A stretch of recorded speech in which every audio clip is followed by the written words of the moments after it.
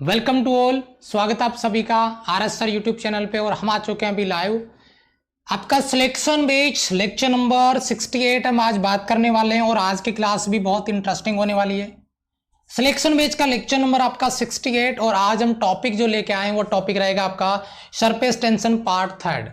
Part 1 और part 2 अगर आपने मिस कर दिया तो उनको भी आप सर्च कर सकते हैं और प्लेलिस्ट भी आपकी अपडेट कर दी जाएगी, वहां पर भी आपको मिल जाएगा। और आज की क्लास भी बहुत इंटरेस्टिंग होने वाली है क्योंकि आज न्यूमेरिकल पार्ट की बात कर लो या कॉन्सेप्ट की बात कर लो, क्योंकि आपको पता है अपन एंगल ऑफ कांटेक्ट की बात करेंगे शुरुआत में ही और वहां से जबरदस्त क्वेश्चन बनते हैं। हम जूरिन लॉ की बात करेंगे, वहां से जबरदस्त क्वेश्चन बनते हैं, चाहे न्यूमेरिकल की बात करो चाहे कॉन्सेप्ट की बात करो। तो आज की क्लास भी सुपर होने वाली है, बैक टू बैक फायर होने वाला है। तो यहाँ पे आपका सरफेस टेंशन पार्ट थर्ड हम आज कवर करने वाले हैं। पार्ट 1 और पार्ट 2 हमने लास्ट 2 डे में कंप्लीट करवा दिया है। तो जो बच्चे एक बार क्लास में आ चुके हैं हाउस द जोश का रिप्लाई कर दे कमेंट सेशन में, और जिन बच्चों ने क्लास में प्रेजेंट नहीं लगाई अपनी लाइक बटन पे प्रेजेंट लगा दें और फिर पूरा फोकस करके बैठिए, अपने आप को कंसंट्रेट करके बैठिए क्लास में, क्योंकि जो क्लास में बच्चा अपने आप को फोकस करके रखेगा, एक एक पॉइंट क्लियर करूंगा, एक एक कॉन्सेप्ट क्लियर कराऊंगा, क्लास में ही याद कराऊंगा। अब देखते हैं आप अपने आप को कितना फोकस कर पाते हैं। तो फटाफट से एक बार, और क्लास को हो सके तो क्लास को भी फटाफट से शेयर कर दे अपने दोस्तों के पास, क्योंकि आपका प्यार और सपोर्ट जिस लेवल पे हमें मिल रहा है उसी लेवल पे हमें मिलता रहना चाहिए। और इसके लिए आपको एक छोटा सा काम करना है कि आपको क्लास को शेयर जरूर से करना है, ठीक है। चलिए तो स्टार्ट करते हैं बेटा, सरफेस टेंशन प्रश्ननाव। और आज हमारा जो पॉइंट रहेगा वो रहेगा इसका तीसरा पॉइंट जो हम आज डिस्कस करने वाले हैं। और वो देखिए उसमें सबसे पहला जो टॉपिक है वो आपकी स्क्रीन पर आ चुका है, जैसा कि आप देख रहे होंगे यहाँ पे, एंगल ऑफ कांटेक्ट यानी संपर्क कोण। एंगल ऑफ कांटेक्ट स्पर्श कोण बोलेंगे इसको या संपर्क कोण बोलेंगे। एंगल ऑफ कांटेक्ट जिसको थीटा सी से लिखा हुआ है, ये चीज आपको समझ में आनी चाहिए। सबसे अहम सवाल, ये एंगल ऑफ कांटेक्ट है क्या? एक बार इसकी इमेज अगर दिमाग में छाप दें तो फिर आगे की प्रॉब्लम चुटकी बजाते ही सॉर्ट आउट कर लेंगे हम। तो एक बार इमेज जो है ना वो दिमाग में कैसे लगाएं उसके बारे में अपन बात करते हैं, उसको दिमाग में कैसे स्कैन करें उसके बारे में अपन यहां पे बात करते हैं। तो जरा गौर फरमाइएगा बेटा, कोई भी सॉलिड जिसमें आपने लिक्विड फिल किया हुआ है तो उस सॉलिड के कंपैरिजन में देखिए, उस सॉलिड के कंपैरिजन में उसका कांटेक्ट सरफेस क्या है। ये मान लीजिए एक लिक्विड ड्रॉप है, ध्यान दीजिएगा बेटा, ये एक लिक्विड ड्रॉप है जो आपको दिख रहा है, लिखा भी है इधर मैंने, ठीक है। और ये आपका जो ब्लॉक नजर आ रहा है ये कोई सॉलिड ब्लॉक है, ठीक है, कोई ठोस पिंड है जिसके ऊपर इसको रखा गया है। अब ध्यान दीजिए यहां पे आपको इस सॉलिड की सरफेस, ध्यान दीजिए बेटा, नोट करिए, एक बार अगर दिमाग में इस इमेज को स्कैन कर लिया, आगे की लगभग 90% प्रॉब्लम सॉर्ट आउट हो जाएगी। सॉलिड के साथ बनाया गया टेंजेंट आपका स्पर्श रेखा और लिक्विड के साथ बनाया गया टेंजेंट, और इन दोनों के बीच में ये जो एंगल आपको नजर आता है यही है हमारा एंगल ऑफ कांटेक्ट यानी स्पर्श कोण। इसे ही हम कहते हैं संपर्क कोण, इसे ही हम एंगल ऑफ कांटेक्ट कहते हैं। सर जी ये जो डायग्राम है ना वो थोड़ा सा मुझे टिपिकल लग रहा है, इससे थोड़ा इजी बताओ। उसकी बात मैं आगे करूंगा, लेकिन फिर भी थोड़ा सा एक बार हम इसका ट्रेलर देख लेते हैं, फिर बाकी पूरी की पूरी मूवी आगे देखेंगे। बात करते हैं, एक कोई कंटेनर है, कोई पात्र है, कोई बर्तन है और इसमें हमने लिक्विड भरा हुआ है, ठीक है। अब वो लिक्विड मान लीजिए इस तरीके से है, ऐसे भरा हुआ है ना, अंदर ऐसे लिक्विड भरा हुआ है, ये है।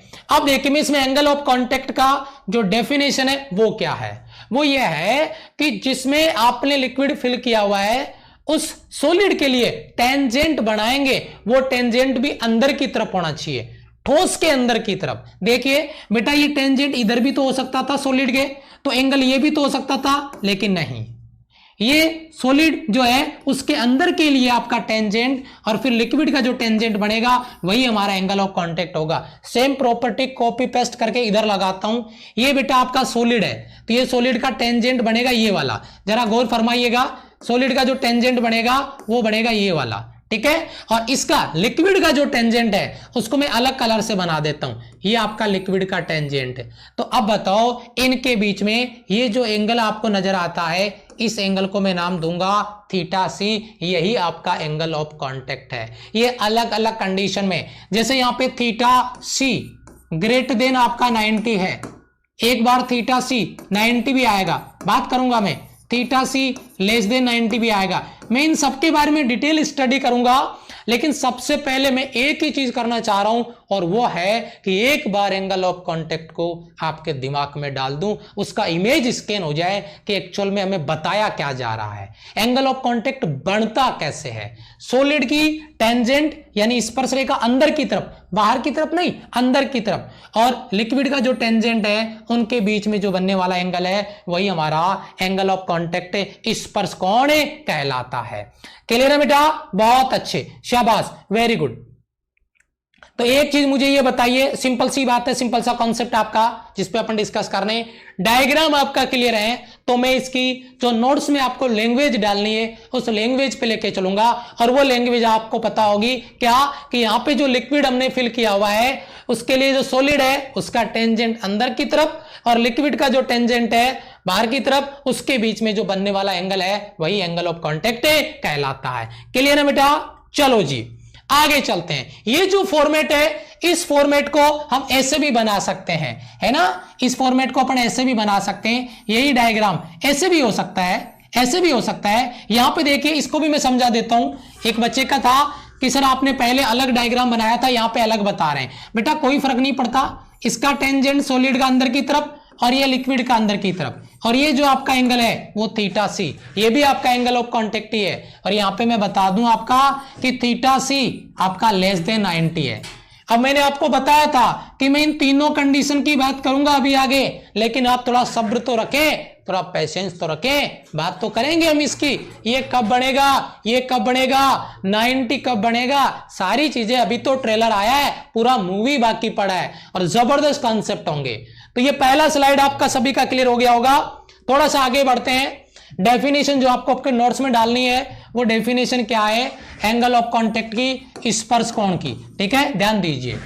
द्रव्य और ठोस के संपर्क बिंदु पे, द्रव्य और ठोस के संपर्क बिंदु पे, ये पॉइंट मैंने लिया है, पर द्रव्य के अंदर की ओर ठोस की स्पर्श रेखा यानी टेंजेंट ऑफ सॉलिड इनसाइड, अंदर की तरफ, ये रहा। उसके बाद में तथा और द्रव्य की स्पर्श रेखा यानी लिक्विड की टेंजेंट स्पर्श रेखा, ये रहा, उनके बीच में बनने वाला एंगल एंगल ऑफ कांटेक्ट कहलाता है। ये रहा आपका एंगल ऑफ कांटेक्ट।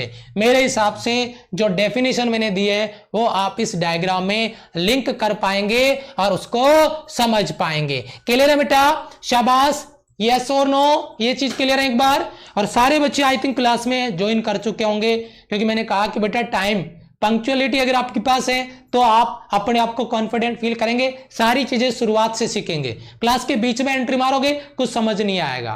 तो इसलिए मैं सभी से रिक्वेस्ट करता हूं कि बेटा कोई भी क्लास हो आप टाइम पे पहुंचे, अगर आपको क्लास लेनी है तो। बाकी घूमने फिरने इधर उधर निकल रहे हैं तो कोई फर्क नहीं पड़ता, कभी आओ कभी जाओ। तो एक बार हाउस द जोश के साथ रिप्लाई कर देंगे ऑल स्टूडेंट, प्रत्येक बच्चे का कमेंट चाहिए, हाउस द जोश रिप्लाई करना है आपको कमेंट बॉक्स में फटाफट से, ठीक है। और लाइक बटन पे प्रेजेंट 386 स्टूडेंट ने अपनी प्रेजेंट लगा दी है। चलो जी अब आगे बात करते हैं और बहुत अहम बिंदु पे बात करते हैं, बहुत अहम बिंदु पे अपन बात करते हैं, और वो बिंदु है स्पर्श कोण की निर्भरता। स्पर्श कोण की निर्भरता यानी dependency of angle of contact.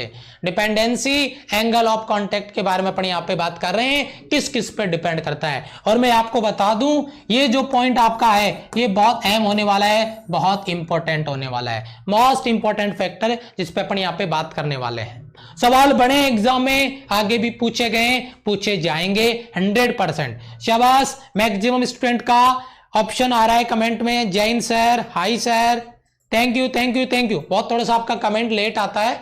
चलो तो बेटा एंगल ऑफ कांटेक्ट की डिपेंडेंसी देखते हैं, इसकी निर्भरता देखते हैं। वो क्या है बेटा, सॉलिड और जो आपका संपर्क में जो लिक्विड आ रहा है उसकी नेचर पे ध्यान दीजिए।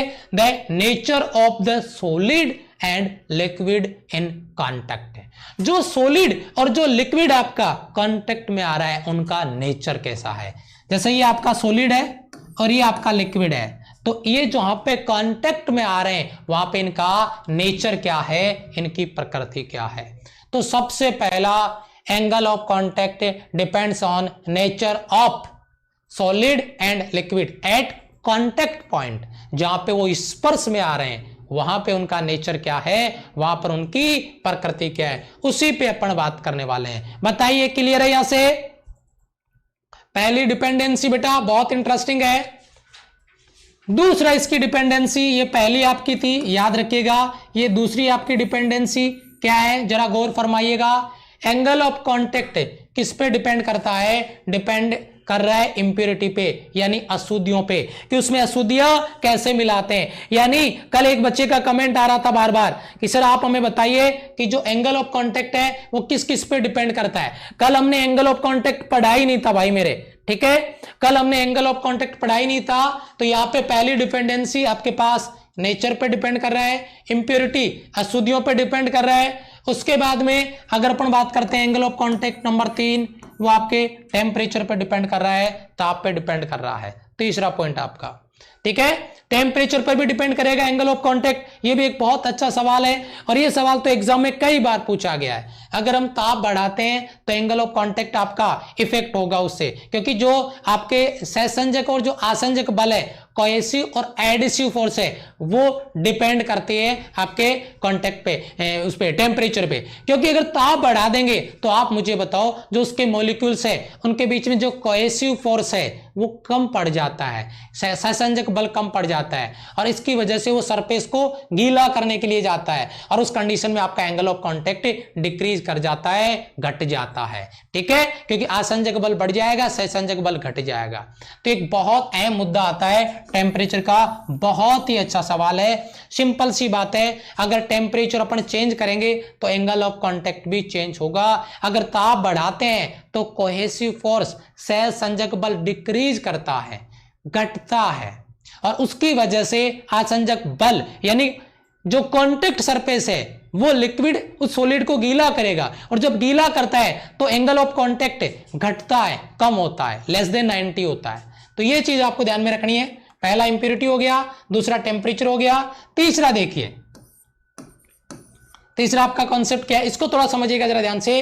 क्या पानी रोधक के कारण स्पर्श कोण का मान बढ़ जाता है, स्पर्श कोण का मान न्यून कोण से अधिक कोण की ओर जाता है, जबकि प्रस्तनाव अपरिवर्तित रहता है। यानी जो एंगल ऑफ कांटेक्ट है वो जो आपका पानी रोधक है या आपका वाटर प्यूरिफाइंग एजेंट जिसके लिए अपन यहाँ पे जो भी यूज कर रहे हैं उसको अगर अपन उसका मान यूज कर रहे हैं तो एंगल ऑफ कांटेक्ट का मान बढ़ जाएगा। लेकिन ये सवाल आपका किसी बुक में मिलेगा नहीं, किसी बुक्स में प्रैक्टिस के लिए नहीं दिया हुआ।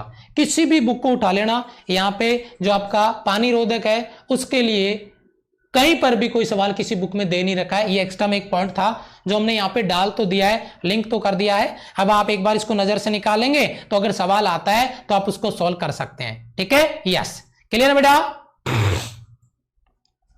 पहला पॉइंट आपका क्लियर है बेटा। पहला पॉइंट ठोस और संपर्क में आए द्रव्य की प्रकृति पे, दूसरा इंप्योरिटी पे, अशुद्धियों पे, अशुद्धियां मिलाने पर भी एंगल ऑफ कांटेक्ट आपका इफेक्ट होगा, टेम्परेचर पे इफेक्ट होगा और ये चीज मैंने आपको अभी बताई है। उसके बाद में देखिए तीसरा हो गया, चौथा पॉइंट देखिए, स्पर्श कोण द्रव्य में ठोस सतह पे झुकाव यानी उसका इंक्लाइंड जो प्लेन जिसको अपन कह सकते हैं उस पर भी निर्भरता जो है वो शो की जाएगी, लेकिन डिपेंड नहीं करेगा। मैं आपको बताऊंगा अभी कि अगर जैसे मैंने कहा कि ये बोतल इस तरीके से रखा हुआ है और अगर मैं इसको इस तरीके से झुका दूंगा तो क्या एंगल ऑफ कांटेक्ट चेंज हो जाएगा? नहीं, उस पे इंक्लाइंड पे ये डिपेंड नहीं करेगा। एंगल ऑफ कांटेक्ट जितना था उतना ही रहेगा, उसके झुकाने से उस पे फर्क नहीं पड़ेगा, उस पे डिपेंड नहीं करेगा एंगल ऑफ कांटेक्ट जिसमें भी आपने लिक्विड को फिल करके रखा हुआ है। ठीक है बेटा, क्लियर है? क्या बात है, ठीक है। आगे चलते हैं, ये चौथा पॉइंट हो गया। ये भी कुछ खास नहीं है लेकिन इसका भी मैं अभी दिखाऊंगा।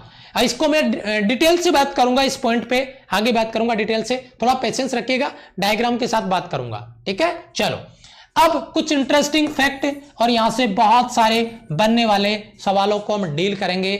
सारे बच्चे एक बार तैयार हो जाइए, स्क्रीन पे पूरा फोकस करिए, अपना doubt 1 by 1 step step clear करते हुए चलिए। यहां पे अपन बहुत इंटरेस्टिंग जबरदस्त वाले जो सवाल हैं वो तैयार करने वाले हैं, ठीक है। जबरदस्त जबरदस्त जो कॉन्सेप्ट है वो तैयार करने वाले हैं, तो तैयार हो जाइए। सबसे पहले यहां पे अपन नंबर 1 पे बात कर रहे हैं। ये आपको एक डायग्राम दिया गया है और यहाँ पे जो सतह है, जो सरफेस है आपका कॉनकेव है, यहाँ पे प्लेन है और यहाँ पे कॉन्वेक्स है। देख लीजिएगा बेटा, ये कॉनकेव अवतल सतह, ये प्लेन समतल और ये आपका कॉन्वेक्स यानी उत्तल, ठीक है। ये आपका जल और कांच के लिए, वाटर और ग्लास के लिए, ये आपका वाटर और आपका सिल्वर चांदी के लिए है और ये आपका Hg पारा और ग्लास के लिए है। बात करूंगा 1 बाय 1।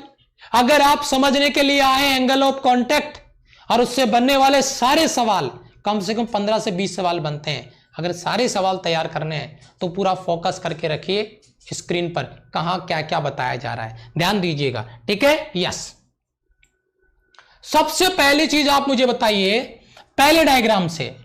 अगर मैं यहां पे आपको बताता हूं कि अगर इस तरीके का आपका अगर कॉनकेव आपका इसका जो तल है वो आता है, तो उस कंडीशन में जो आपका थीटा है, एंगल ऑफ कांटेक्ट कहां पे बनेगा, यही तो बनेगा, इधर ही तो बनेगा। यहां पे इसकी टेंजेंट स्पर्शरेखा ये जो मैं डायग्राम बना के बता देता हूं, और ये आपका सॉलिड का और ये आपका थीटा एंगल। मैं यहां पे ये फोर्स को मत जाना, ये आपका कोहेसिव फोर्स है, ये एडहेसिव फोर्स है और ये रिजल्टेंट फोर्स है, ठीक है। अपने को इनका कोई ज्यादा दिमाग लगाने की जरूरत नहीं है। कोहेसिव एडहेसिव फोर्स का रिजल्टेंट यहां पे ज्यादा आ रहा है, यहां पे थोड़ा कम आया है, यहां पे और थोड़ा उससे कम हो गया है, घट गया है एंगल के साथ में, लेकिन इसकी जरूरत नहीं है। अपने को theta C, angle of contact theta C, और ये आपका लेस देन 90 है, इस पे फोकस करना बहुत इंपॉर्टेंट है, पहला पॉइंट आपका। दूसरा, यहां पे देखिए बेटा, ये इसका टेंजेंट है और ये सॉलिड का टेंजेंट है, इसके बीच में एंगल बन रहा है आपका 90, यानी यहाँ पे थीटा सी बराबर 90 डिग्री, दूसरा कंडीशन। और ये तीसरा कंडीशन आपको यहाँ पे मिल जाएगा, और ये कंडीशन है, ये आपका लिक्विड का टेंजेंट, ये आपका सॉलिड का टेंजेंट, और ये थीटा सी ग्रेटर देन आपका 90, ये आपका थीटा सी ग्रेटर देन आपका 90, जिसके बारे में अपन यहाँ पे बात कर रहे हैं। तो ये जो चीज मैं समझाने की कोशिश कर रहा हूं, पूरा टेबल बना के लेके आया हूं, थोड़ा सब्र रखेंगे तो एक एक सवाल को तैयार करूंगा, कहां पे क्या हो रहा है, पूरा का पूरा पॉइंट। जितने भी 15 से 20 सवाल एक छोटे से टॉपिक से तैयार होते हैं, एक एक सवाल को चुन चुन के फोड़ने वाले हैं, लेकिन आपको फोकस करने की जरूरत है, ठीक है। पीडीएफ के लिए बोल रहे सभी बेटा, अगर आप नोट्स बना सकते हैं फिजिक्स के तो बहुत अच्छी बात है, बाकी फिजिक्स के पीडीएफ आपको नहीं मिलते हैं। आप कमेंट में अगर पीडीएफ के लिए कमेंट करने आए, पढ़ने नहीं आए, तो आप अपना टाइम वेस्ट कर सकते हैं। जब तक आप अपने खुद के नोट्स नहीं बना सकते, फिजिक्स की बात कर रहा हूं मैं, तब तक आप कुछ सीख नहीं सकते, और सीख नहीं सकते तो पीडीएफ का आचार डालना है क्या, ठीक है। यस, तो आप अपना टाइम बर्बाद ना करें, अगर पढ़ने आए तो फोकस करिए, कुछ सीखने आए तो इधर, ठीक है। यस, तो मेरे हिसाब से पहला मैंने जो कॉन्सेप्ट आपको दिया है, डायग्राम आपको समझा दिया है। अब इस डायग्राम को मैं बार बार रिपीट करूंगा। चलो, कैसे रिपीट करूंगा? पॉइंट नंबर आपका फर्स्ट तो हो ही गया, एडहेसिव और कोहेसिव फोर्स के लिए, इसके लिए, लेकिन इसका ज्यादा कुछ है नहीं विशेष, अलग अलग फोर्स दिखा रखे मैंने आपको बता दिया इनमें, लेकिन इनसे ज्यादा कुछ खास नहीं है। खास सवाल बनने वाला है वो इसका शेप कैसे बनेगा। दूसरा पॉइंट आपका जो आपका ऊपर का जो पॉइंट बन रहा है, ये वाला पॉइंट जो बन रहा है, ये जो आकार बन रहा है वो कैसा बनेगा। तो सबसे पहले वाले में कॉनकेव बनेगा, मैंने अभी बताया, दूसरे वाले में प्लेन बनेगा और तीसरे वाले में कॉन्वेक्स बनेगा। लेकिन पहले वाले में जो कॉनकेव है वो किसके लिए है? जल और कांच के लिए। इसका मतलब पानी अगर कांच के बर्तन में भरा जाता है तो पानी कांच को गीला नहीं करता है, अभी बताऊंगा आगे में। ये पानी और कांच के लिए है, और ये जल और चांदी के लिए। चांदी के बर्तन में अगर पानी भरा जाता है तो बिल्कुल फ्लैट होता है, बिल्कुल 90 डिग्री पे होता है, ये उसको 90 डिग्री एंगल पे प्लेन बनेगा। और अगर पारा भरा जाए कांच में तो वह इस तरीके से ऊपर की तरफ उठा हुआ होगा, और ये होगा आपका कॉन्वेक्स, ऊपर ही उसका जो तल है वो, ठीक है। तो मैंने इसी की बात किया है, पहले कॉनकेव, दूसरा प्लेन और तीसरा कॉन्वेक्स यानी उत्तल।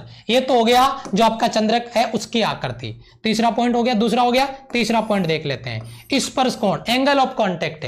पहले में मैंने क्या बताया, अभी आपको मैंने याद करवा दिया है, लेस देन 90 और ग्रेटर देन 90। डायग्राम देखते ही स्कैन कर देना अपने दिमाग में, इसका कॉन्सेप्ट है लेस देन 90 और ग्रेटर देन 90। मैं क्या कहना चाह रहा हूं, एक सवाल से चाहे जितने सवाल बना ले, अगर आप समझ रहे हैं तो प्रत्येक क्वेश्चन को सॉल्व कर लेंगे, अदरवाइज बेटा कितना ही कर लो नहीं हो पाएगा। ठीक है, क्लियर बेटा? यहां से पहला आपका कॉन्सेप्ट, दूसरा और ये तीसरा एंगल ऑफ कॉन्टेक्ट का, वो शेप साइज का। उसके बाद में देखिए पांचवा पॉइंट, द्रव्य का तल। भैया जो द्रव्य का तल है लेवल ऑफ लिक्विड में, अगर बात करें, अगर इस डायग्राम की बात कर रहा हूं, ये वाला जो है इस पॉइंट पे अगर अपन बात कर रहे हैं तो लिक्विड जो है, लिक्विड का जो लेवल है वो ऊपर चढ़ जाएगा।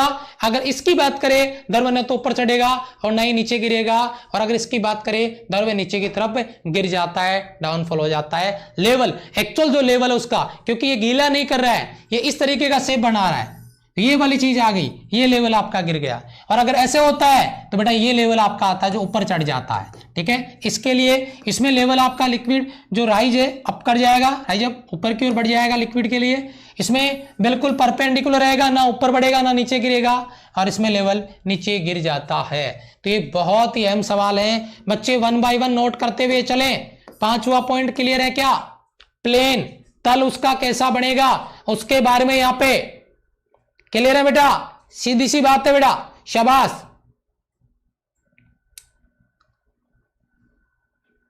क्लियर है बेटा?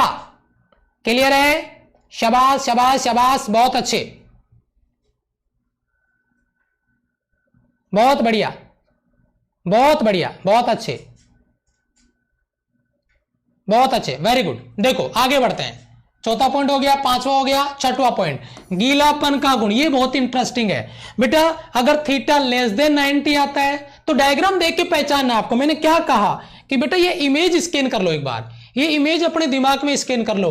अगर थीटा लेस देन 90 आ रहा है तो भैया ये गीला कर रहा है। यहां पे अगर 90 आ रहा है तो गीला नहीं करेगा, और सॉरी मतलब बीच वाली कंडीशन रहेगा 90 वाला, और इसमें क्या रहेगा, इसमें रहेगा आपका गीला नहीं करेगा, उससे दूर भाग रहा है। ठीक है, तो ये कंडीशन, तीनों कंडीशन आपकी आ गई है। यहां पे देखिए जो आपका मीटिंग प्रॉपर्टी है, गीला करने की प्रॉपर्टी है, ये गीला करेगा क्योंकि इस तरीके से एंगल बन रहा है। देखिए ऐसा इसमें एंगल बनता है, ऐसे ये यहां पे इसको गीला करा, ऊपर की तरफ जा रहा है। ठीक है, ये गीला नहीं करता, ये तो 90 डिग्री एंगल वाला कॉन्सेप्ट आता है, ये वाला परपेंडिकुलर वाला। ठीक है, ये गीला करा ऊपर चढ़ रहा है, ये परपेंडिकुलर पे, और जो इस तरीके का डायग्राम में आएगा वो भी आपका गीला नहीं करता है। ये 90 डिग्री वाला कॉन्सेप्ट है जो इसी के साथ लिंक होता है।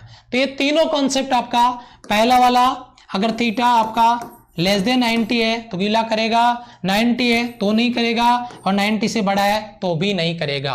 ये सवाल बेटा इमेज से बनाने हैं आपको, ये सवाल आपको किससे बनाने बेटा? इमेज से बनाने हैं, जिसके बारे में अपन यहां पे बात कर रहे हैं। ठीक है, यस, क्लियर है बेटा? आगे चले बेटा अगले कॉन्सेप्ट पे, जिसके बारे में अपन यहां पे बात कर रहे हैं। सिंपल सा कॉन्सेप्ट है, ध्यान दीजिए बेटा, 1 बाय 1। यहां तक क्लियर है? यहां तक क्लियर है बेटा? अगर यहां तक क्लियर है तो बताइए फटाफट से। यहां से यहां तक क्लियर है तो बताइए एक बार सारे बच्चे फटाफट से। शाबाश शाबाश शाबाश, बहुत अच्छे, जल्दी से रिप्लाई करिए बेटा फटाफट से। अगला पॉइंट में लेता हूं, एग्जांपल लेता हूं, इसका उदाहरण लेता हूं, कांच व जल, ग्लास व वाटर के लिए। अगर यहां पर अपन बात करें ग्लास, मतलब यहाँ पे सिल्वर और वाटर के लिए आ रहा है, और यहाँ पे आपका ग्लास और पारे के लिए आ रहा है, जो कि मैंने डायग्राम में सबसे पहले बताया था। इसमें थीटा लेस देन 90, इसमें थीटा 90, और इसमें थीटा ग्रेटर देन 90। तो पूरा का पूरा खेल इस डायग्राम का है। जिस बच्चे ने इस डायग्राम को एक बार मॉडिफाई कर लिया, खुद अपने नोट्स में बना लो और इन प्रॉपर्टीज को फॉलो कर लो, इन प्रॉपर्टीज को फॉलो कर लो। एंगल क्या बनेगा, आकार कैसा होगा, उसका लेवल पे क्या फर्क पड़ेगा, गीला करेगा या नहीं करेगा, उस पर क्या फर्क पड़ेगा, एग्जाम्पल क्या क्या है, वो आप एक डायग्राम से सारी चीजें क्लियर कर सकते हैं, और वो आपको अपने लेवल पे अपने नोट्स में करके देखना है। जी सर बेटा, जय हिंद बेटा, नमस्ते नमस्ते। ठीक है, यस, आगे चलें। चलो जी, अब देखिए कुछ इंटरेस्टिंग फैक्टर जिनकी बात अपन यहां पे कर रहे हैं, और वो क्या है, बहुत अच्छे अच्छे सवाल बनते हैं। कई बार एग्जाम में सवाल आया, और मैंने कहा था कि आज की क्लास बहुत अहम होने वाली है, बहुत सारे सवाल यहां पर बनने वाले हैं। ठीक है, जिसके बारे में अपन यहां पे बात करें। सबसे पहला जो आपका कॉन्सेप्ट है उस पर ध्यान दीजिए। यहां पे सबसे पहले अपन नॉर्मल वाटर और ग्लास के लिए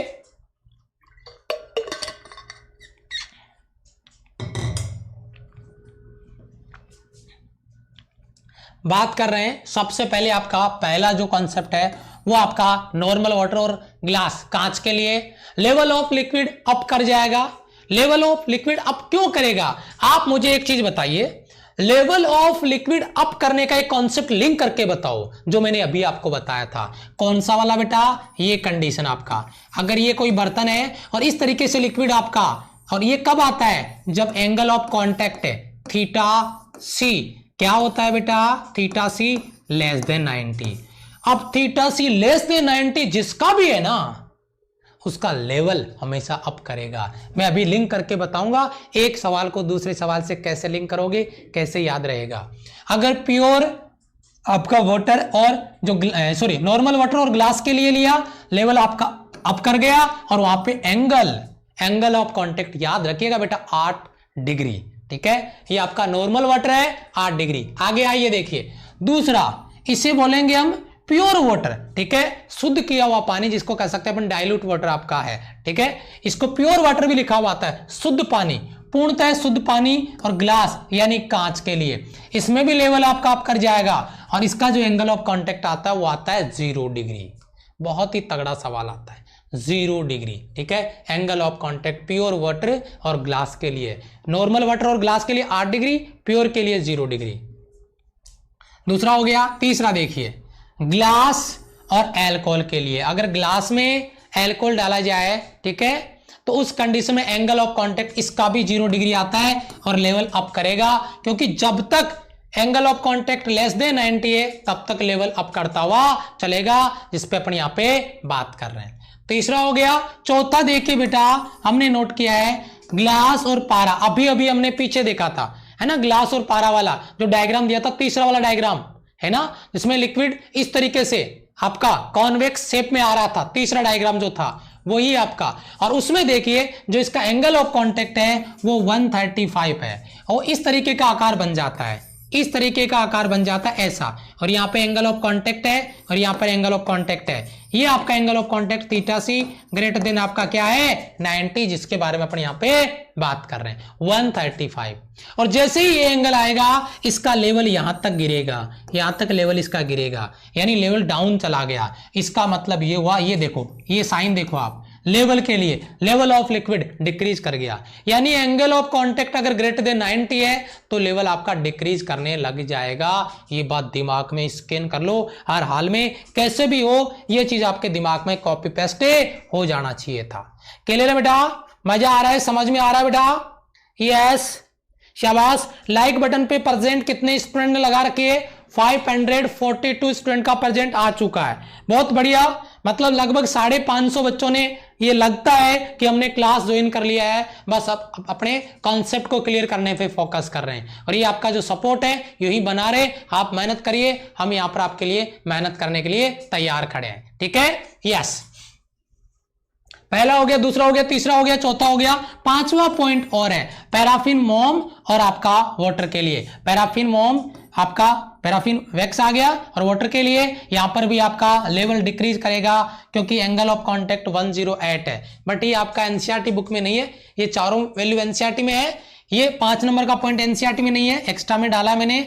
और 6 नंबर का जो पॉइंट है वो बहुत अहम है, याद रखिएगा। सिल्वर और वाटर के लिए यहां पे बेटा लेवल ना तो इंक्रीज करता है ना डिक्रीज करता है। दूसरा डायग्राम, अभी जो पीछे 3 डायग्राम बताए थे ना मैंने, थीटा लेस देन 90, थीटा 90, वो थीटा 90 वाला यही था सिल्वर और ग्लास वाटर के लिए। यानी चांदी के बर्तन में अगर पानी भरा जाए तो वहां पे एंगल ऑफ कांटेक्ट कितना होगा?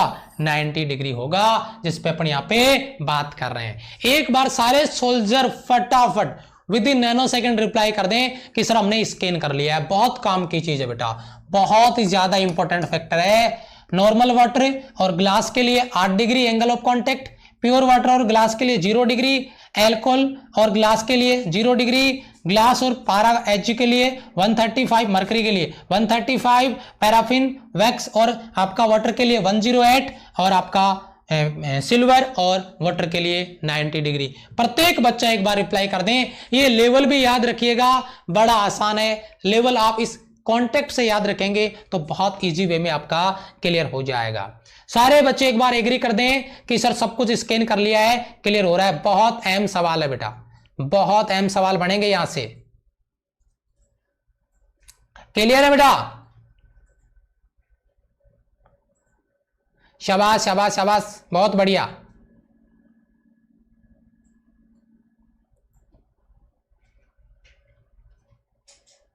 ठीक है बेटा,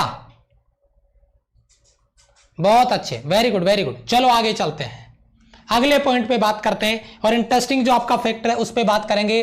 प्रस्थ तनाव के कारण दाब आदि के। बेटा जो आपका एक्सिस प्रेशर है उसी के बारे में अपन बात करेंगे, ड्यू टू सरफेस टेंशन, यानी प्रस्थ तनाव के कारण दाब आदि के।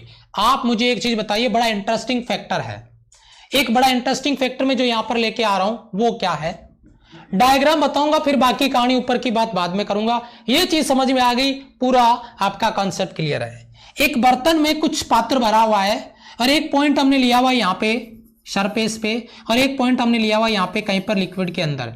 इसका नाम है पी ए और इसका नाम है पी बी। पी ए और पी बी, ये जो दो पॉइंट हमने लिए, ये पॉइंट ए पे प्रेशर को रिप्रेजेंट करता है और ये पॉइंट बी पर प्रेशर को रिप्रेजेंट करता है। दो पॉइंट है ए और बी, तो पी ए पर प्रेशर आपका पी ए है और बी बिंदु पे प्रेशर आपका पी बी है। नीचे यहां पे लिखा गया है कि पी ए और पी बी बराबर है, दाब बराबर है। इसका मतलब है जो आपका एक्सिस प्रेशर है दाब आदि के है वो जीरो होगा, क्योंकि दाब आदि के इन दोनों पॉइंटों का डिफरेंस होता है, अंतर होता है। बाहर के लिए और यहां पे अंदर के लिए जो आपका इस सरफेस के लिए जो दाब था वो बराबर था, तो आपका जो एक्सिस प्रेशर है वो जीरो आ गया। पहला सवाल। दूसरा सवाल अगर मैं यहां पे बात करता हूं, यहां पे मैंने कोई पॉइंट बी लिया है, मान लीजिए उसका प्रेशर पी बी है, यहां पर कोई पॉइंट मैंने ए लिया है, उसका प्रेशर पी ए है, और यहां पे जो कॉन्वेक्स और कॉनकेव दो शेप मैंने लिए, मैंने डायरेक्ट यहां पे अभी फिलहाल के लिए कॉन्वेक्स लिया हुआ है, ठीक है, कॉन्वेक्स ले लूंगा। अगर कॉनकेव ले लूंगा तो इसकी अपोजिट कंडीशन बढ़ा के आपको बता दूंगा। आप एक को कॉन्वेक्स को समझ लीजिए। इस कंडीशन में जो आपका बी बिंदु है उस पे प्रेशर ज्यादा होगा, दाब ज्यादा होगा ए के कंपैरिजन में, और अगर दाब ज्यादा होगा तो बताओ क्या इनका एक्सिस प्रेशर जीरो होगा? नहीं, does not equal to zero. वह अगर पी बी पर दाब ज्यादा है पी ए से, और दाब ज्यादा क्यों है भाई, ये जो आपके मॉलिक्यूल्स हैं इनको नीचे की तरफ खींचा जा रहा है ड्यू टू सरफेस टेंशन, प्रस्थ तनाव के कारण। तो इस तरीके की स्थिति में एक्सेस प्रेशर जीरो नहीं होगा और इस स्थिति में एक्सेस प्रेशर आपका जीरो हो जाता है। यही चीज यहां पे अप्लाई किया गया है। जो आपका एक्सेस प्रेशर है सरफेस टेंशन की वजह से वो आपका कॉनकेव साइड और माइनस कॉन्वेक्स साइड, इन दोनों का डिफरेंस लेंगे। ये आपका कॉनकेव, जो अंदर वाली साइज है वो कॉनकेव है, बाहर वाली साइज है वो कॉन्वेक्स है, इन दोनों का डिफरेंस निकाला, ये पी इन और ये पी आउट। तो अगर पी इन निकालना है तो पी आउट को इधर ले आओ, तो ये आपका पी आउट और ये पी एक्सेस प्रेशर, ये अंदर का दाब आदि के हो जाएगा। बाहर का दाब और आपका जो पी एक्सेस प्रेशर हमने जो डिफरेंस निकाला है, इन दोनों का टोटल है वो अंदर वाले दाब आदि के बराबर होगा। ये मैं पीछे भी आपको बता चुका हूं जब मैंने फ्लूइड कॉलम आपको पढ़ाया था, फ्लूइड वाले टॉपिक में जो 4-5 क्लास मैंने फ्लूइड की लगाई है, उसके बाद में आपका विस्कोसिटी लगाया है और फिर सरफेस टेंशन लगाया है। ये तीसरी क्लास सरफेस टेंशन की है, आज खत्म हो जाएगा। तो यहां पे जो दाब आदि के आएगा अंदर के लिए वो पी आउट, बाहर वाला दाब पी आउट, और पी एक्सेस जो आपने दाब आदि के निकाला है उन दोनों के टोटल के बराबर आएगा। बताइए बेटा, क्लियर है बेटा? यहां तक सभी बच्चे क्लियर है बेटा? क्लियर है बेटा सभी? आगे चलते हैं, देखिए आगे बढ़ते हैं। अगले कॉन्सेप्ट पे जो चीज मैंने यहां पे लिखी है उसी को यहां पे थ्योरी में अंदर लिख दिया है, आप अपने नोट्स में नोट कर लीजिएगा। रीजन दे दिया उसका कि किसी भी द्रव्य की बूंद यानी वाटर ड्रॉप की जो शेप है, आकार आकृति है, सरफेस टेंशन के कारण ही गोल होती है। ये चीज आपको बता दिया गया है। जो वाटर ड्रॉप है उसका शेप गोल क्यों होता है? Reason due to surface tension, प्रस्थ तनाव के कारण। ये बात हम कल की क्लास में भी कर चुके हैं, नया कुछ भी नहीं है। किसी बूंद के अंदर दाब, ध्यान दीजिएगा, किसी वाटर ड्रॉप के इनसाइड प्रेशर बाहर के दाब से अपेक्षाकृत हमेशा ज्यादा होता है। वाटर ड्रॉप के इनसाइड में जो आपका प्रेशर है, चाहे ये वाटर के लिए इनसाइड में जो प्रेशर है वो आउटसाइड के प्रेशर से ज्यादा होता है। और कितना ज्यादा होता है? जितना उसका एक्सेस प्रेशर होता है, जितना उसका बाह्य दाब होता है उतना ज्यादा होता है। ये बात आपको याद में रखनी है। अधिक होता है दोनों के मध्य में दाबांतर यानी प्रेशर डिफरेंस तनाव के कारण, दाबांतर तनाव के कारण दाब अधिक कहलाता है। उन दोनों में जो सरफेस टेंशन की वजह से जो डिफरेंस क्रिएट हो रहा है, जो अंतर क्रिएट हो रहा है, ये जो अंतर क्रिएट हो रहा है यही अंतर आपका एक्सेस प्रेशर कहलाता है, दाब अधिक कहलाता है। इनसाइड ज्यादा है, आउटसाइड कम है, डिफरेंस किया वही आपका एक्सेस प्रेशर आ गया, दाब अधिक आ गया। थ्योरी लिख दी है आपके सामने। मेरे हिसाब से इस थ्योरी में किसी बच्चे का कोई डाउट नहीं बचना चाहिए। बताइए बेटा, क्या बात है? क्लियर है? बहुत अच्छे बेटा। देखो सरफेस टेंशन से इतने जबरदस्त क्वेश्चन एग्जाम में पूछे जाते हैं और बार बार फिक्स क्वेश्चन रिपीट होते हैं कि क्या ही आपको बताएं। क्लियर है बेटा? यहां तक आगे बढ़ू मैं। अभी एक्सेस प्रेशर भी लेंगे बेटा, 100 बबल के लिए लेंगे, एयर ड्रॉप के लिए लेंगे, तो थोड़ा पेशेंस रखिए आप, अभी बहुत कुछ सीखने वाले हैं हम। ठीक है, चलो अब अपन इसके कुछ केस बना लेते हैं। ये आपका excess pressure due to surface tension, इसके डेफिनेशंस बता दिया, इसका रीजन दे दिया आपको यहाँ पे, और उसके बाद में इसके कुछ केस हम बना रहे हैं, कुछ इसके कंसेप्ट बना रहे हैं नोट पॉइंट के रूप में। अगर मैं आपको यहाँ पे बात कर रहा हूं excess pressure inside the water drop, पानी की जो बूंद है उसमें आपका एक्सेस प्रेशर कितना होता है। ये आपका वाटर ड्रॉप है और ये आपका रेडियस इसका दिया हुआ आर, और इसके लिए अगर मैं एक्सेस प्रेशर निकालता हूं तो यहाँ पे मान लीजिए मैं पी इन लिख देता हूं और यहाँ पे मैं पी आउट लिख देता हूं। तो जो एक्सेस प्रेशर होगा, अभी अभी मैंने बताया कि ड्रॉप के अंदर का जो प्रेशर है वो हमेशा ज्यादा होता है बाहर के प्रेशर के कंपैरिजन में। तो अगर आपको उसका दाबांतर, जिसे हमने नाम दिया है एक्सेस प्रेशर, दाब अधिक के निकालना है, तो बेटा P in minus P out करना पड़ेगा। मेरे हिसाब से किसी बच्चे को ये दिक्कत नहीं आएगी, क्योंकि ये चीज मैं अभी बता के आ रहा हूं। Excess pressure of water drop P excess equal to P in minus P out, और इसका जो फॉर्मूला है वो आ रहा है 2T upon R, 2T upon R. ये वाटर ड्रॉप के लिए एक्सेस प्रेशर है। मैंने इसको डिराइव नहीं किया, डायरेक्ट फॉर्मूला लिखा है, और आपको इसका इंपोर्टेंस समझ में आता होगा। कितने सारे इसके न्यूमेरिकल बनते हैं, कितने सारे इसके न्यूमेरिकल बनते हैं, ये चीज मुझे बताने की जरूरत नहीं है अगर आपने सवाल सॉल्व किया है तो। क्लियर है बेटा? शाबाश, बहुत अच्छे। ओके, चलो बच्चे कमेंट कर रहे हैं 100 बबल के लिए, तो 100 बबल के लिए आप मुझे बता सकते हैं, वो मैं केस 2 में बात करूंगा। अगर आपको आता है तो केस फर्स्ट में मैंने वाटर ड्रॉप के लिए बता दिया, 100 बबल के लिए आप केस 2 में कमेंट कर सकते हैं, पता चल जाएगा कितने बच्चों को क्या है। बेटा टी टेंशन है भैया, टी टेंशन है, आर इसका रेडियस है, तो आपका जो पी एक्सेस हो गया वो हो गया बेटा 2T अपॉन आर, जिसमें टी टेंशन है और आर इस वाटर ड्रॉप का रेडियस है, तो पी एक्सेस बराबर 2T अपॉन आर। बताओ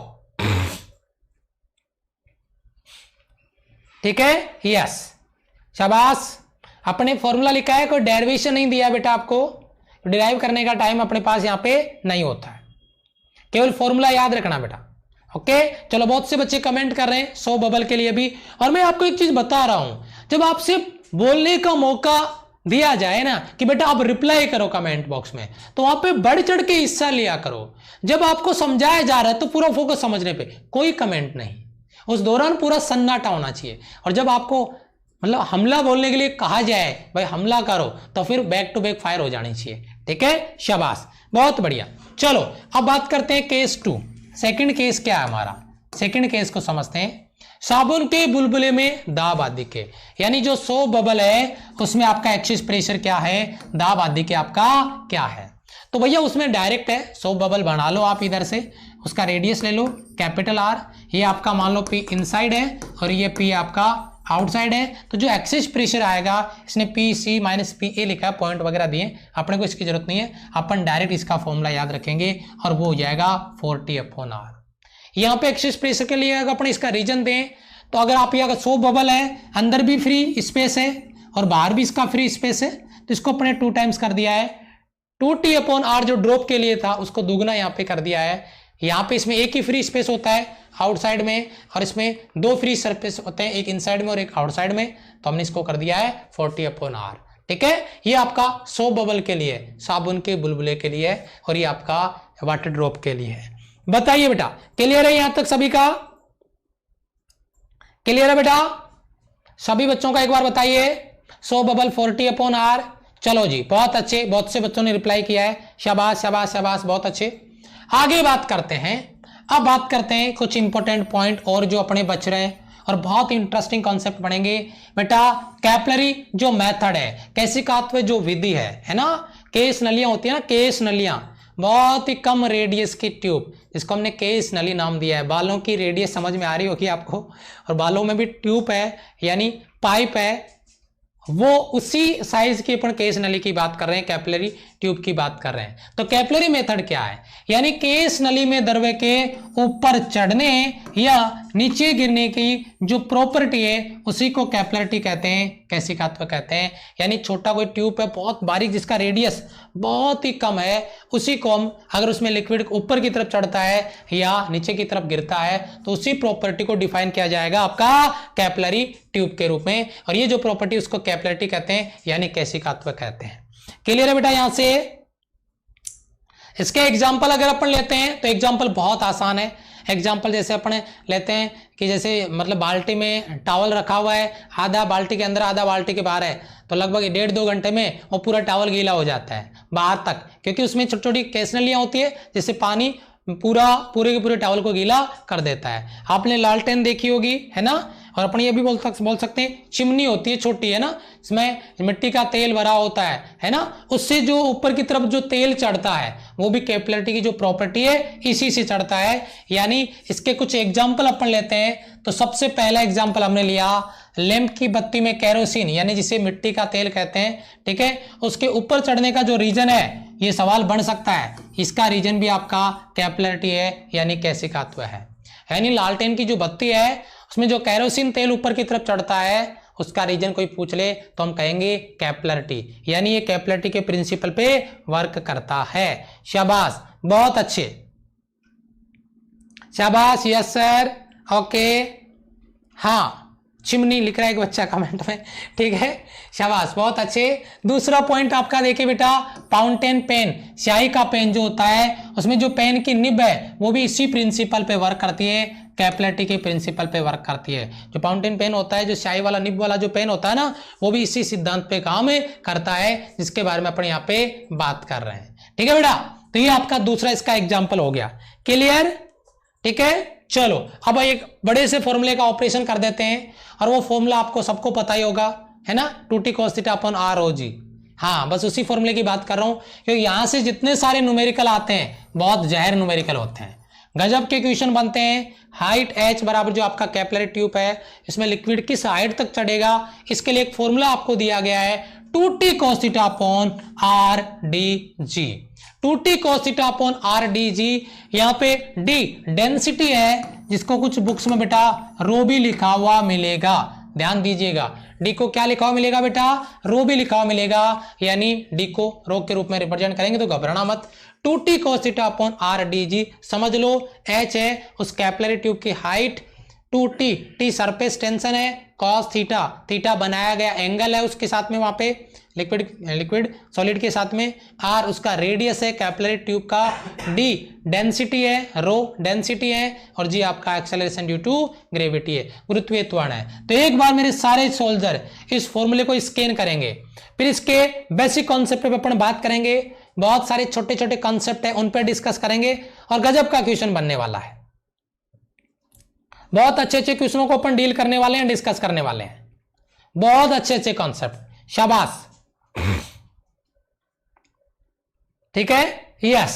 सबसे पहले यस, क्या बात है, क्या बात है, 661 स्टूडेंट का प्रेजेंट आ चुका है। सबसे पहले अगर अपन यहां पे बात करें तो बेटा जो कैपिलरी ट्यूब है जिसकी हाइट का formula 2t cos θ/r dg है, अगर मान लो आपने एक सवाल प्रैक्टिस किया होगा, इधर जगह नहीं है, मैं इधर इसको समझा देता हूं, आपने एक सवाल सोल्व किया होगा, कौन सा, कि कैपिलरी ट्यूब है जिसकी हाइट h है, अगर उसको कुछ ऊंचाई से काट दिया जाए तो बताओ उसका जो लिक्विड है वो बाहर की तरफ गिर जाएगा, वहीं पे सतह पे फैल जाएगा, कोई फर्क नहीं पड़ेगा। इस तरीके के सवाल आपने प्रैक्टिस किए होंगे और उसी सवाल का जो कॉन्सेप्ट है उसको मैंने यहां पे नोट किया है, जो आपको यहां पर समझने के लिए दिया गया है। देखिए आप एक बार ध्यान दीजिए, यस फोकस करिए उस पॉइंट पे। मैंने क्या लिखा है यहां पे देखिए, यदि अपर्याप्त लंबाई का, यानी आपका कोई भी जो ट्यूब है, कैपिलरी ट्यूब है, उसका इनसफिशिएंट लेंथ है, सफिशिएंट लेंथ नहीं दिया गया आपको केसनल ये ट्यूब का, यानी L is very less than H या L is less than H ये कह सकते हैं। तो द्रव्य केस नली से फुहारों के रूप में बाहर नहीं निकलता है।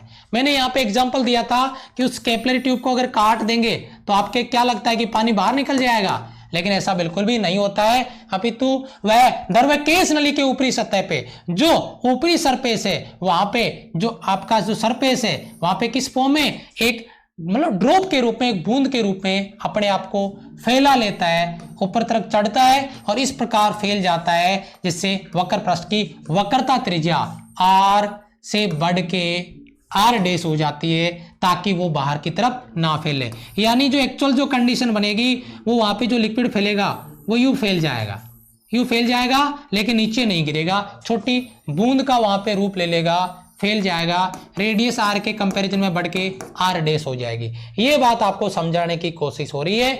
अगर इनसफिशिएंट लेंथ का कैपिलरी ट्यूब है या कैपिलरी ट्यूब को काट दिया जाता है कुछ ऊंचाई से, तो ये होगा लिक्विड बाहर फुआरेगा नहीं, बाहर गिरेगा नहीं, बाहर की तरफ नहीं निकलेगा, ऊपर की तरफ चढ़ेगा और एक ड्रॉप का रूप ले लेगा, जिससे उसका रेडियस भी इंक्रीज कर जाएगा, उसकी त्रिज्या भी बढ़ जाएगी।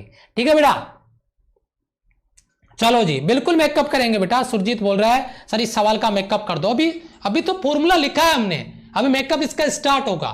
सबसे पहले बेटा अब आप मुझे ये चीज बताइए, अगर मैं ये कहता हूं कि आर डैश एच डैश, ये रेडियस यहां पे बट्टे में था, पहले एक बार मैं जनरल फॉर्मूला लिख देता हूं, एच बराबर 2t cos थीटा अपॉन में आर कैपिटल ले रखा तो मैं कैपिटल लिख देता हूं, आर डी ले रखा डी लिख देता हूं जी, वैसे आर रो जी लिख सकते थे लेकिन डी ले रखा तो अपन डी लिख देते हैं। बेटा एक चीज मुझे बताओ, आर क्या है, कैपिलरी ट्यूब की रेडियस है, कैपिलरी ट्यूब की रेडियस है। अगर मैं एच और आर को अगर मल्टीप्लाई कर देता हूं, इधर समझिए मेरी बात को, इधर ध्यान दीजिएगा, अगर एच और आर को मल्टीप्लाई कर देता हूं तो 2t cos थीटा अपॉन में आपका डी और जी बचेगा। अगर अपन इस कंडीशन में थीटा एंगल फिक्स 0 डिग्री कर दे, कंडीशंस की बात कर रहा हूं जो बन रही है, टी सरफेस टेंशन आपका कांस्टेंट रहेगा, डी डेंसिटी कांस्टेंट रहेगा, जी आपका कांस्टेंट रहेगा, तो उस कंडीशन में बताओ एच आर बराबर कांस्टेंट होगा, H dash R dash constant होगा या एच आर कांस्टेंट होगा, क्योंकि 2t cos थीटा तो इसने पहले हटा दिया है, अपॉन डी जी अगर कांस्टेंट है तो उस कंडीशन में आर एच बराबर कांस्टेंट या आर डैश एच डैश बराबर कांस्टेंट। तो जो जुरीन लो बनाया गया वो जुरीन लो आपके सामने है, क्योंकि अगर आर एच बराबर कांस्टेंट है तो आर बराबर 1/h हो जाएगा, यहीं से बनता है आपका जुरीन लो। यही है उस जुरीन लो का मेकअप, यही है आपका जुरीन लो का मेकअप, जहां से 5-6 सवाल आपके बनाए जाते हैं, यहीं से आपका जुरीन लो बनाया गया है। शाबाश शाबाश बेटा, बहुत अच्छे, ठीक है बेटा, यही आपका जुरीन लो है जिस पे अपन बात कर रहे थे, आर डायरेक्ट प्रोपोर्शनल 1/h। और इस कॉन्सेप्ट को अगर मैं लेता हूं h, ध्यान दीजिएगा बेटा, अगर h 0 कर दिया जाए कैपिलरी ट्यूब का तो बताओ रेडियस r कितना हो जाएगा, इनफाइनाइट। याद रखो अगर h 0 कर देंगे तो r इनफाइनाइट हो जाएगा। तो बताओ जो चंद्रक ऊपर का जो लेवल बनता है वो कैसा बनेगा, वो प्लेन बनेगा, वह समतल बनेगा, जिसकी बात हम आगे करने वाले हैं। प्लेन बनेगा, समतल बनेगा। बताइए जरा गौर से, ये जो चीज मैंने बताई है प्रत्येक बच्चे के दिमाग में चली जानी चाहिए। इस फॉर्मूले को मैंने कॉन्सेप्ट कन्वर्ट किया है कांस्टेंट के कॉन्सेप्ट में, टी को कांस्टेंट कर दिया, 2 कांस्टेंट है, थीटा का वैल्यू 1 कर दिया, कंडीशन है अप्लाई, और डी को कांस्टेंट, डेंसिटी कांस्टेंट, जी को कांस्टेंट, तो एच आर बराबर कांस्टेंट होगा या एच डैश आर डैश, काटने वाली लंबाई त्रिज्या बढ़ गई। अभी पीछे वाला सवाल, यहां पर एच भी तो चेंज हो जाएगा एच डैश, और आर भी तो चेंज हो रहा है आर डैश में, तो उसी तरीके से मैंने आर डैश एच डैश या आर एच बराबर कांस्टेंट कर दिया है। ये लाइन आपको दिख रही होगी और यहीं से बन गया हमारा जुरीन लो। और अगर h बराबर 0 होता है तो r बराबर अनंत होगा। यह सवाल मैंने आपको प्रैक्टिस करवाया है, यह सवाल मैंने आपको प्रैक्टिस करवाया है। जरा बताइए, ये प्रैक्टिस सवाल मैंने आपको करवाया, एक एक लाइन से सवाल बनेगा, एक एक लाइन से सवाल बनेगा सर इधर। क्लियर बेटा? चलो अब एक सवाल और जो आपने प्रैक्टिस किया है, ठीक है, आपका पता नहीं है, शायद प्लस वाले बच्चों को करवाया, आपको करवाया मुझे याद नहीं है, लेकिन एक क्वेश्चन मैंने सोल्व करवाया इसका। क्या कि अगर कैपिलरी ट्यूब को किसी एंगल पे झुका दिया जाए तो बताओ उसकी हाइट पे क्या इफेक्ट पड़ेगा, जो आपकी एच है उस पर कोई प्रभाव पड़ेगा, उसका डायरेक्ट सवाल मैंने यहां पे बना के लिया हुआ है। ये देखिए, ये आपका एक कैपिलरी ट्यूब है जिसका हाइट एच है, अगर इसको थीटा एंगल पे ऐसे झुका दिया जाए सॉलिड के साथ में तो भैया इसकी लंबाई बढ़ जाएगी लिक्विड की, फ्लूइड कॉलम की, लेकिन इसका हाइट अभी भी, पहले भी एच था अभी भी एच रहेगा, एच चेंज नहीं होगा। मैंने यहां पे लिखा है, बहुत इंपॉर्टेंट सवाल है, क्या किसी केस नली में द्रव्य एच ऊंचाई तक चढ़ता है, केशिका को यानी कैपिलरी ट्यूब को ऊर्ध्वाधर से अगर फाई या थीटा एंगल पे झुका दिया जाए तो द्रव्य की ऊर्ध्वाधर ऊंचाई, नोट करना बेटा, वर्टिकुलर जो हाइट है आपका, ऊर्ध्वाधर ऊंचाई है वो नो चेंज रहेगा, बट नली में जो द्रव्य है, ट्यूब में जो लिक्विड है, जो उसका फ्लूइड कॉलम बन रहा है, उसका लेंथ का मान थीटा पे डिपेंड करता है। एल डिपेंड करेगा उसको कितना एंगल से झुकाया गया है, अगर कम झुकाएंगे तो एल कम होगा, ज्यादा झुका देंगे तो एल ज्यादा हो जाएगा, लेकिन इसका हाइट जो उसमें भरा गया था वो अभी भी उतना ही है और यहां पर भी उतना ही था, हाइट चेंज नहीं होगा, एल चेंज होगा, लंबाई चेंज होगा। और यहां पे एक ट्राइंगल बना दिया, अगर ये इसकी हाइट है, अगर इस तरीके से एक ट्राइंगल नजर आ रहा होगा बेटा आपको, ये लंबाई एल, ये एच और ये थीटा, तो कॉस थीटा बराबर क्या हो जाएगा, जरा बोलना एक बार, कॉस थीटा बराबर आधार बटा कर्ण, आधार एच बटा कर्ण एल, तो बेटा एल बराबर क्या हो जाएगा, एच बटा कॉस थीटा, एच बटा कॉस थीटा या कॉस फाई। नई चीज नहीं लिखी है मैंने, जो यहाँ पे थी वही बताई है। अगर गहराई में गए तो फिर इस फॉर्मूले के लिए तैयार रहना, अगर टॉप लेवल पे सवाल बनाने की बात हुई तो इसके लिए तैयार रहना, नहीं तो फिर आपको ये सवाल तो बनेगा ही बनेगा। लेंथ में, सॉरी हाइट में कोई चेंज नहीं, हाइट वाला सवाल आपका बन सकता है, ठीक है बेटा, क्लियर है? चलो जी देखिए फटाफट से, जूरीन लॉ सबको पता है बेटा, जूरीन लॉ सबको पता है, एच डायरेक्ट प्रोपोर्शनल 1/r, अगर थीटा कांस्टेंट होता है तो थीटा कांस्टेंट, बाकी 2t T constant, cos theta constant, d density constant, g constant, तो h इनवर्सली प्रोपोर्शनल r हो जाएगा, या कह सकते हैं h प्रोपोर्शनली 1/r हो जाएगा। जूरीन लॉ मोस्ट आपका रिपीटेड क्वेश्चन होता है एग्जाम का, मोस्ट रिपीटेड क्वेश्चन होता है एग्जाम का, शाबाश। चलो जी आगे बात करते हैं। ये आपका देखिए बेटा, ये सवाल भी मैंने प्रैक्टिस करवाया है, ये सवाल भी मैंने प्रैक्टिस करवाया है। अगर R1 R2 त्रिज्या के दो बुलबुले जीरो एक्सटर्नल प्रेशर के साथ में वैक्यूम में, निर्वात में, टेम्परेचर कांस्टेंट है, याद रखिएगा कांस्टेंट टेम्परेचर पर मिलते हैं, तो नए बुलबुले की त्रिज्या, दो बुलबुले मिलते हैं, एक सवाल मैंने प्रैक्टिस करवाया है, तो नया जो बुलबुला बनेगा उस बुलबुले का रिजल्टेंट रेडियस क्या होगा, रिजल्टेंट रेडियस होगा √r1 स्क्वायर प्लस का r2 स्क्वायर। ये कॉन्सेप्ट है, याद रखिएगा डायरेक्ट, ठीक है, जिसके बारे में अपन यहाँ पे बात कर रहे थे, ठीक है बेटा। चलो आगे बात करते हैं, थोड़ा सा टाइम का प्रॉब्लम है, ध्यान दीजिएगा। सरफेस टेंशन पर आधारित कुछ इफेक्ट है, कुछ प्रभाव है, फटाफट देख लो, रिवाइज कर लो। पानी पे कपूर का नाचना, रीजन है सरफेस टेंशन, सवाल आएगा डायरेक्ट, पानी पे कपूर नाचता है सरफेस टेंशन की वजह से। दूसरा, पानी के अंदर ब्रश जो सेविंग वगैरह अपन बना रहे हैं ना, बार्बर के पास गए, अगर वो रख रहा है ब्रश वगैरह, तो उस पे देखना आप, पानी में डुबोने से एक दूसरे के अलग अलग रहते हैं और जैसे ही पानी से बाहर निकालेंगे तो वह चिपक जाते हैं ड्यू टू सरफेस टेंशन। ये दूसरा आपका इसका एग्जाम्पल। तीसरा देखिए, पानी के ऊपर सुई का तैरना, पानी के ऊपर जो सुई तैरती है वो भी किसकी वजह से बेटा, सरफेस टेंशन की। और ये सवाल आपको पूछा गया है, ये सवाल आपको एग्जाम में पूछा गया है, सुई का पानी के ऊपर सतह पे तैरना ड्यू टू सरफेस टेंशन। उसके बाद में बेटा, बारिश के पानी पर मच्छरों का बैठना, बारिश का जो पानी इकट्ठा हो जाता है उस पर मच्छर बैठ जाते हैं, मलेरिया वगैरह का टेंशन हो जाता है बहुत ज्यादा, डेंगू वगैरह फैल जाएगा उधर से, तो क्या करते हैं, उस पर कैरोसिन डाल देते हैं, कैरोसिन डाल के उसका जो सरफेस टेंशन है वो कम कर दिया जाता है, और फिर मच्छर भाई साहब आएंगे, बैठेंगे और डूब जाएंगे, मर जाएंगे, मामला खत्म। केजरीवाल जी ने किया था, ये है कि नहीं है, हाँ, लास्ट वाली बारिश में, इस वाली बारिश में भी किया था। चलो आगे बात करते हैं, पॉइंट नंबर 5, शीशे के छर्रे बनाने में, शीशे के गर्म छर्रे जो होता है शीशे को पिघला के ऊपर से गिराते हैं, जब नीचे गिर रहा होता है तो गोल शेप में बन जाता है, नीचे पानी में डाल देंगे ठंडे पानी में, तुरंत वो ठंडा हो जाएगा, गोल रह जाएगा। कांच के कंचे खेले हैं ना, वही। पॉइंट नंबर 6 है साबुन में मिले गर्म जल से, ये बात तो बताई दी, गर्म पानी में कपड़े आसानी से धुल जाते हैं क्योंकि सरफेस टेंशन क्या हो जाता है, कम हो जाता है, और कपड़ों से मेल बड़ा आसानी से निकल जाता है। 7 नंबर है कांच की छड़ के सिरे को गर्म करने पे, अगर कोई ग्लास रोड है, अगर उसका एक टर्मिनल गर्म करेंगे तो वह क्या हो जाएगा, गोल हो जाता है, मुड़ जाता है due to surface tension, minimum अपना शेप साइज रखना चाहता है। 8 नंबर है गर्म टमाटर का सूप है, क्या बात कर रहे हो, ठंडे सूप के कंपैरिजन में उसकी अपेक्षा अधिक स्वादिष्ट लगता है क्योंकि वो अपनी जीभ पे आसानी से फैल जाता है, क्योंकि गर्म करने पे सरफेस टेंशन कम हो जाएगा, सरफेस टेंशन कम होगा तो पूरी अपनी जीभ पे फैल जाएगा, और जितना फैलेगा उतना ही मजा आएगा। ठीक है, ये हमारे कुछ एग्जाम्पल। और लास्ट आपका एग्जाम्पल, दरवे की 2 बूंदे आपस में मिलकर एक बड़ी बूंद बनाती है, और इसका रीजन भी आपका सरफेस टेंशन है, इसका रीजन भी आपका क्या है बेटा, सरफेस टेंशन है, जो मैंने आपको यहां पर दिया है। क्लियर बेटा यहां से सभी का? चलो फटाफट, टाइम अपने पास बहुत ही कम, 2 मिनट बच रहा है, मैथ्स की क्लास स्टार्ट होने वाली है, गजब के टॉपिक होने वाले हैं, गजब के कॉन्सेप्ट होने वाले हैं। अगर आपको कॉन्सेप्ट को डिटेल से डिस्कस करने हैं, डिटेल से आपको कॉन्सेप्ट क्लियर करने हैं, तो मैथ्स की क्लास अभी कंटिन्यू होने वाली है 2 मिनट में। तब तक के लिए सभी को जय हिंद, बाय बाय, नमस्ते। अगर लाइक बटन पे प्रेजेंट नहीं लगाइए तो प्रेजेंट जरूर लगा दिएगा। ठीक है, थैंक यू सो